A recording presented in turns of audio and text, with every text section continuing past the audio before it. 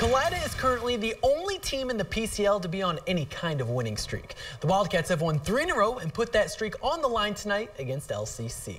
Frank Keel has his T-Birds ready to go against Elida at home tonight. Final seconds of the third, Jerron Banks ripping the ball away. He heads down the court and then dishes to Mark Janowski. The big man ties this ball game up at 29s. We head to the fourth. LCC using the pick and roll to perfection. Brendan Stolly converts. LCC takes a 1-point lead, but Elida swings right back. Owen Recker not shy about shooting the triple. Dilly tied again at 33 apiece. It's back in fourth game as DeMontre Gardner dives into the paint, getting the bucket and the foul. LCC back on top by 2, but it's Trevor Lambert who knots it up, and we head into overtime. In the extra frame, Stolly receives the pass down low, getting the layup. T-Birds on top, but Elida ends up sealing this game with free throws. The Wildcats don't score a single field goal in overtime. Josh Klausing, one of the contributors from the charity stripe. Elida wins 40-38. The Western Buckeye League meets the NWCC as Perry hosts Wapakoneta. First quarter, Wapak draws first blood. Gage Schenk to Noah Ambos, the freshman with the first bucket of the game. Perry responds. Jamal Whiteside has a read and takes advantage, heading right to the rack for the layup. We're all tied up in the early going, and then Wapak dials in. From long distance, that is. Jace Copeland strokes one down. Then he finds a spot in the corner and pulls up for another. 12-3 Wapakoneta. Then Adam Scott gets in on the fun. The 6'5" big man can let him fly 2. The A-Train drops 19, and the Redskins just can't miss. Brady Erb launches another triple. Wapak races out to a 15-point lead. Whiteside stops the bleeding with the old-fashioned three-point play, getting the hoop and the harm, but Wapak's shooting was in fuego. Erb splashing another triple. Perry draws close, but Wapak wins by 4, 66-62. Staying in the WBL, after a third-place finish in the league a year ago, the boys in Elida were disappointed, but ready for the postseason tournament. The Bulldogs advancing all the way to the regional finals before falling to Wauseon in overtime. This year, it's a new group of Bulldogs, ready to do it all and more once again. The first goal this season? Capture an outright Western Buckeye League title, the Bulldogs' first since 2005. It's what we focus on. It's what Friday nights are all about for us.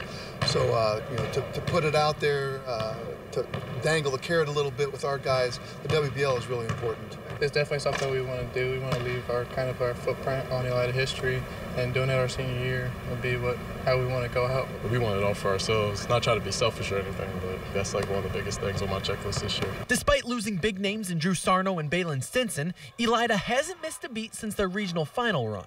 The Bulldogs have rattled off 8 straight wins to start the season, something that hasn't been done since Elida's state championship appearance in 2011. Balin and Drew, they were really good players. They're really hard to replace, but I think the work we put in the summer and us listening to the coaches has helped us with them being out. We've had a really nice start, and there's been parts of each game where it's been a battle, and we've been able to distance ourselves a little bit, and I think it's the experience of what we went through last year that allows us to do those things. Their next big test, Lima Senior, a game the Bulldogs believe will prepare them for what's to come in the future. Our Lima Senior game allows us to have situations that we can't emulate in practice, and we don't get from very many teams that we play during the season. So I think some of the things that we went through in our tournament run last year, we can relate back to our Lima Senior experiences in terms of what problems they present to us, and the experience of playing in an up-tempo and pressurized defense situations do nothing but help us. I think matching up against a team as long and athletic as those guys will definitely give us a good example of what we might run into later down the road. I mean, we still remember last year and how it ended, and that's definitely something that's going to keep us going.